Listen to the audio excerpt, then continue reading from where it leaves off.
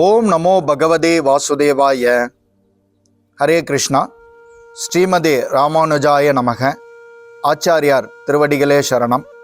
பக்தர்கள் அனைவருக்கும் நமஸ்காரம். அடியேன் எஸ் நந்தகுமார், ஸ்ரீ கிருஷ்ணா வேதக்கல்வி நிறுவனம், காட்பாடி, வேலூர். மீண்டும் ஒரு பகவத்கீதை தொடர் உபன்யாச காணொளி வாயிலாக பக்தர்களை சந்திப்பதில் அடியேன் மிகுந்த மகிழ்ச்சி அடைகிறேன். இந்த காணொளியில் நாம் அர்ஜுன விஷாத யோகம் என பெயரிடப்பட்டிருக்கும் பகவத்கீதையினுடைய முதல் அத்தியாயத்தின் 3வது ஸ்லோகத்தை காண இருக்கிறோம். அதாவது, நாம் ஏற்கனவே தெரிவித்தது போல பகவத்கீதை மனிதனின் வாழ்க்கை பாடம். இந்த முதல் அத்தியாயத்திற்கு போர்க்களத்தில் படைகளை கவனித்தல் என்ற தலைப்பு கூட பொருத்தமான தலைப்புத்தான். காரணம், அந்த மகாபாரத போர்க்களத்திலே எவ்வாறு பாண்டவர்களுக்கும் கௌரவர்களுக்கும் இடையான அந்த போர்க்களத்தில் எவ்வாறு படைகள் அமைக்கப்பட்டிருந்தது, அங்கு யாரெல்லாம் கூடியிருந்தார்கள், என்ன கேள்விகள் எல்லாம் அங்கு எழுப்பப்பட்டன போன்ற பல விஷயங்கள் இந்த முதல் அத்தியாயத்தில் நமக்கு மிக தெளிவாக கிடைக்கப்பெறும். இதில் பல பெயர்களும் இடம்பெறும். யாரெல்லாம் அங்கு கூடியிருந்தார்கள் போன்ற பல பெயர்கள் இடம்பெறும். நீங்கள் பகவத்கீதையை நன்றாக பகவத்கீதையினுடைய ஸ்லோகங்களை கற்று ஸ்லோகங்களினுடைய விளக்கத்தையும் நீங்கள் ஓரளவு தெளிவாக புரிந்து கொண்டு வைணவ ஆலயங்களுக்கு சென்றால், குறிப்பாக இந்த புராதனமான ஆலயங்கள், அதிலும் மிகவும் குறிப்பாக இந்த 108 திவ்ய தேசங்கள் என்று அழைக்கக்கூடிய அந்த திவ்ய தேச திருக்கோயில்களுக்கு நீங்கள் செல்லும்போது பகவத்கீதையினுடைய முழு பிரதிபலிப்பை அங்கே நீங்கள் காண முடியும். ஆம், இது கண்கூடாக பக்தர்கள் அறிவார்கள். இங்கே ஒரு உதாரணத்திற்கு கூற வேண்டுமென்றால், 108 வைணவ திருத்தலங்களில் ஒன்றான திருமலை திருப்பதிக்கு அனுதினமும் பல லட்ச பக்தர்கள் வந்து செல்கிறார்கள். அங்கே நீங்கள் சென்றால் இந்த திருமலையிலே அங்கே தங்கும் விடுதிகள், காட்டேஜ் என்று கெஸ்ட் ஹவுஸ் அல்லது காட்டேஜ் என்று அழைப்பார்கள், கெஸ்ட் ஹவுஸ், பக்தர்கள் தங்கும் விடுதிகளுக்கு ஒவ்வொரு விடுதிக்கும் ஒரு பெயரிடப்பட்டிருக்கும். அந்த பெயர்கள் அநேகமாக பகவத்கீதையில் நீங்கள் கண்ட பெயர்களாகத்தான் இருக்கும். உதாரணத்திற்கு பாஞ்சஜன்யா என்று ஒரு தங்கும் விடுதி அங்கு உண்டு. அந்த பாஞ்சஜன்யம் பெயர் எப்படி வைக்கப்பட்டது என்றால், பகவான் ஸ்ரீ கிருஷ்ணனுடைய சங்கின் பெயர்தான் அந்த பாஞ்சஜன்யம். அவர் அந்த மகாபாரத போர்க்களத்திலே அந்த போர் துவங்கும் நாள் அன்று ஒரு ஏகாதசி திருநாளில்தான் அந்த போர் கூட நடைபெற்றது. ஆதி காலத்திலே போர்க்களத்தில் போர் துவங்குவது கூட ஒரு நன்னாளில்தான் போர் துவங்கும். அந்த மோக்ஷத ஏகாதசியில் அந்த போர் துவங்கிய போது போர் துவங்கப் போகிறது என்று உணர்த்தும் அந்த விதத்தில் அந்த சங்கு ஒலிக்கப்பட்டது பகவான் ஸ்ரீ கிருஷ்ணரால். அந்த சங்கின் பெயர்தான் பாஞ்சஜன்யம். இந்த பெயரிலே அங்கே ஒரு திருமலை திருப்பதியிலே ஒரு பெரிய தங்கும் விடுதி செயல்பட்டு வருகிறது, பக்தர்கள் தங்கும் விடுதி. இதுபோல பகவத்கீதையிலே நீங்கள் காணும் பல பெயர்களுடைய பிரதிபலிப்பு வைணவ ஆலயங்களில் நீங்கள் கண்கூடாக பார்க்கலாம். ஆதலால் தான் பகவத்கீதையை நாம் தெளிவாக படித்தாலே மனிதனுடைய வாழ்க்கை பாடமான இந்த மாபெரும் பொக்கிஷம் மூலம் நமக்கு ஆன்மீக சக்தி புலப்படுவது மட்டுமல்லாமல் வாழ்க்கையினுடைய யதார்த்தமான உண்மைகள் நமக்கு தெளிவாக புரிய வரும். இதனால்தான் பல குருமார்களும் ஆச்சாரியர்களும் ஏனைய பெரியோர்களும் பகவத்கீதையை குறைந்தபட்சம் பகவத்கீதையாவது ஒரு மனிதன் கற்க வேண்டும் என்று தெளிவாக எடுத்துரைத்தார்கள். அந்த வகையிலே நாம் பாக்கியசாலிகள். காரணம், பகவத்கீதையை கற்கும் ஒரு பாக்கியம் நமக்கு கிடைக்கப்பெற்றுள்ளதல்லவா. அதனால் அனைத்து பக்தர்களும் தெளிவாக பகவத்கீதையை கற்று பயன்பெறுங்கள். நாம் வழங்கி வரும் இந்த தொடர் காணொளிகளில் உங்களுக்கு ஏதேனும் சந்தேகம் இருப்பின் அடியேனை நீங்கள் தொலைபேசி வாயிலாகவோ நேரடியாகவோ தொடர்பு கொண்டு உங்களது சந்தேகங்களை நிவர்த்தி செய்து கொள்ளலாம். அதற்கு அடியேன் காத்து கொண்டிருக்கிறேன், கடமையாக நினைக்கிறேன், இதை பாக்கியமாகவும் கருதுகிறேன். வாருங்கள், முதல் அத்தியாயத்தினுடைய அர்ஜுன விஷாத யோகம் என பெயரிடப்பட்டிருக்கும் முதல் அத்தியாயத்தினுடைய 3வது ஸ்லோகத்தை தெளிவாக காணலாம்.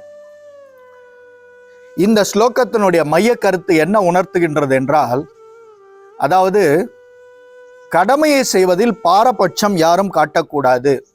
அதாவது தன்னுடைய வேண்டியவருக்கு ஒரு வகையான பணி செய்வது, வேண்டாதவர்களுக்கு ஒரு வகையான பணியை செய்வது, அது நம்முடைய வேலையை பாகுபாடு செய்வது இதை சாஸ்திரங்கள் அனுமதிப்பதில்லை.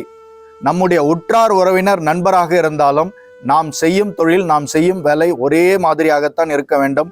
அது உற்றாராக இருந்தாலும் சரி அல்லது விரோதியாக இருந்தாலும் சரி, நம்முடைய கடமையை செய்வதில் எந்தவித பாரபட்சமும் நாம் காட்டக்கூடாது என்பதுதான் இந்த ஸ்லோகம் வாயிலாக பக்தர்களுக்கு தெளிவாக எடுத்துரைக்கப்படுகிறது. அதனால்தான் கீதை மனிதனுடைய வாழ்க்கை பாடம். முதல் அத்தியாயம் 3ஆம் ஸ்லோகம். பஷ்யைதாம் பாண்டு புத்ராணாம் ஆச்சாரிய மகதீம் சமும் வியூடாம் திருபத புத்ரேன தவ சிஷ்யேன தீமதா. ஸ்லோகத்தை மீண்டும் ஒரு முறை காணலாம். பஷ்யைதாம் பாண்டு புத்ராணாம் ஆச்சாரிய மகதீம் சமும் வியூடாம் திருபத புத்ரேன தவ சிஷ்யேன தீமதா. அதாவது துரியோதனன் தனது ஆச்சாரியாரான துரோணாச்சாரியாரை அணுகி பின்வருமாறு கூறுகிறான். துரோணாச்சாரியார் கௌரவர்களுக்கும் பாண்டவர்களுக்கும் பொதுவான ஒரு ஆச்சாரியார். அவர்தான் வில்வித்தையை அர்ஜுனனுக்கும் கற்றுக் கொடுத்தார். பாண்டவர்களுக்கும் கௌரவர்களுக்கும் அனைத்து போர்க்களத்தினுடைய யுக்திகளையும் அந்த போர் பயிற்சியும் கற்றுக் கொடுத்தவர் அவர்தான். ஆதலால் இந்த இருவருக்குமே, கௌரவர்களுக்கும் பாண்டவர்களுக்கும் அவர்தான் ஆச்சாரியார். இங்கே துரியோதனன் தனது ஆச்சாரியரை நோக்கி கூறுகிறான், ஆச்சாரியரே, திருபத குமாரனான உங்கள் புத்திசாலி சீடனால் நேர்த்தியாக அணிவகுக்கப்பட்ட பாண்டு புத்திரர்களின் மாபெரும் படையை பாருங்கள். இந்த 2வது ஸ்லோகத்திலே நாம் குறிப்பிட்டது போல அர்ஜுனனுக்கு, அதாவது அர்ஜுனனுடைய படையை பார்த்தவுடனே துரியோதனனுக்கு பயம் வந்துவிட்டது. ஏனென்றால் அங்கு பகவான் ஸ்ரீ கிருஷ்ணர் அவர்கள் பக்கம். அதனால் தன்னுடைய ஆச்சாரியரை அணுகி எவ்வாறு இங்கு போர் புரிய வேண்டும், போர் நுணுக்கங்களை எவ்வாறு நாம் நடைமுறைப்படுத்த வேண்டும் என்று கூறுகிறான்.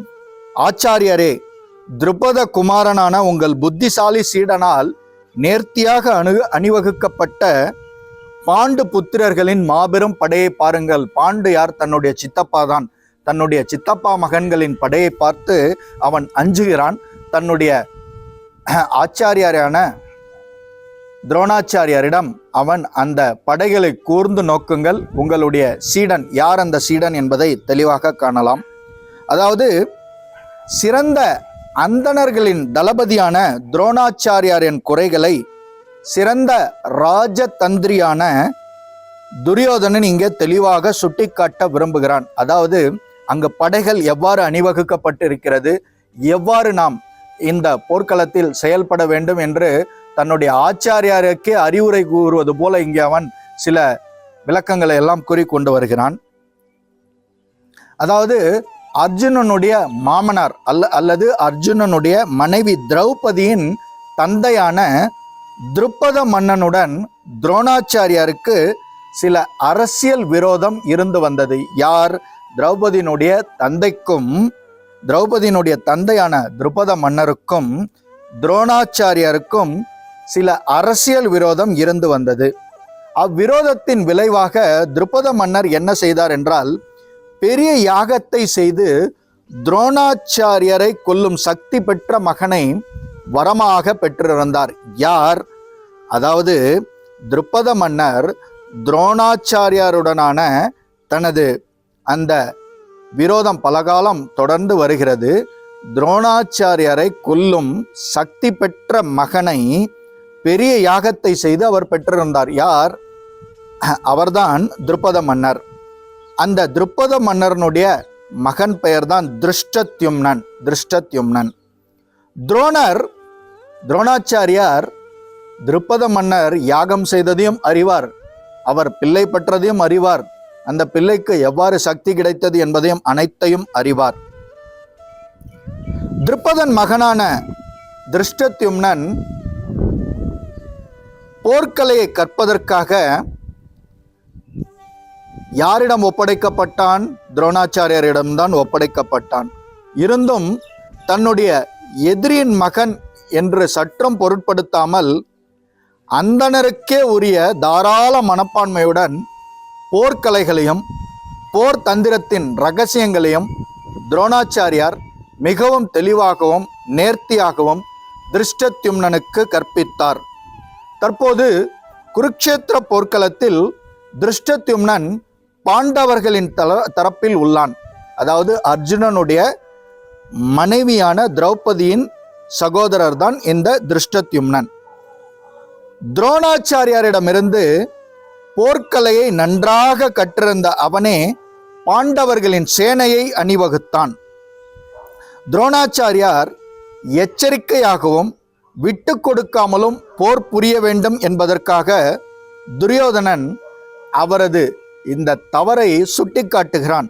துரியோதனன் பொறுத்த வரைக்கும் இது தவறாக சுட்டிக்காட்டப்படுகிறது.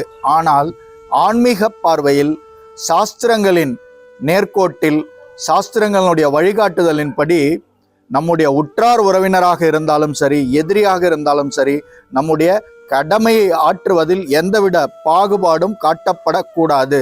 துரியோதனன் அதர்மத்தின் பக்கத்தில் செயல்படுவதால், அதர்மத்தை நோக்கி அவனுடைய வாழ்க்கை பயணம் சென்று கொண்டிருப்பதால் அவன் இங்கே தன்னுடைய ஆச்சாரியரே தவறிழைத்தது போல ஒரு மாயையை இங்கே அனைவருக்கும் சுட்டிக்காட்டி கொண்டிருக்கிறான். இது மிக மிக தவறு. பக்தர்கள் அனைவரும் எவ்வாறு செயல்படுவார்கள் என்றால், கடமையை நோக்கி செயல்படுவதில் எந்தவித பாரபட்சமும் காட்ட மாட்டார்கள். துரியோதனன் துரோணாச்சாரியனுடைய தவறை மிக தெளிவாக சுட்டி காட்டுகிறான். நீங்கள் தான் இந்த போர்க்கலையினுடைய அனைத்து ராஜதந்திரங்களையும் திருஷ்டத்யும்னனுக்கு கற்றுக் கொடுத்தீர்கள். இப்போது அவன் உங்களை எதிர்த்தே போர் புரிவதற்கு அங்கே பாண்டவர்களின் பக்கம் அந்த படைகளை எல்லாம் அணிவகுத்து கொண்டிருக்கிறான். இது நீங்கள் செய்த மாபெரும் தவறு என்று சுட்டி காட்டுகிறான். அதாவது அன்பிற்குரிய இதர மாணவர்களான பாண்டவர்களிடமும் அவர் தயை காட்டாமல் போரிட வேண்டும் என்பதையும் துரியோதனன் இதன் மூலம் துரோணாச்சாரியாருக்கு சுட்டிக்காட்ட விரும்புகிறான்.